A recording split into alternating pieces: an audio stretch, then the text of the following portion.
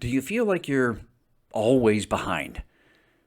Colleagues, they're always ahead. You're always chasing.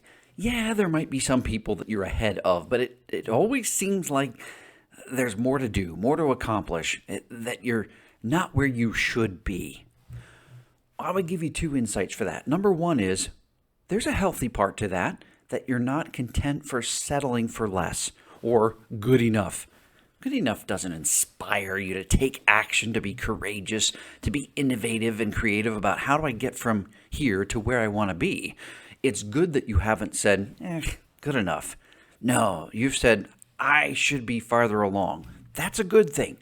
On the other hand, we are our toughest critics, and life doesn't make it any easier for us.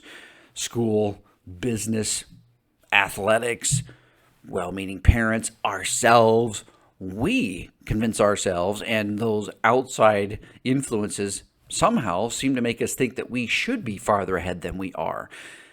But life doesn't work that way. It's not a 100-meter sprint. It's a marathon. It goes for a long time, and it never is a straight line. It's not smooth running around a track. No, it's like rugged cross-country marathon. You can't see what's around the next bend. You know where you want to end up ultimately, but you don't see from here to there. You just know where you want to be. Life is that way. So here's what I recommend. If you feel like you're behind, two things. One, encourage yourself with the fact that you are chasing something greater, something bigger. You're not settling for less, number one. Number two, just realize how far you've come on this journey. I've said this before, and I'll keep saying it. You need to compare yourself now, the present John, to the past John.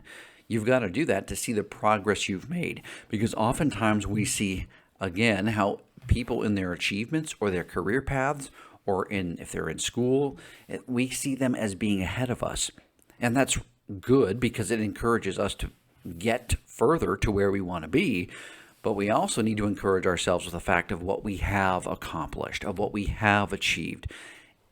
And life doesn't unfold as fast as we think it should. The marathon doesn't go as fast as we think it should. Heck, if marathoners could run at a 100-meter sprint pace from start to finish, it wouldn't take that long to finish 26 miles.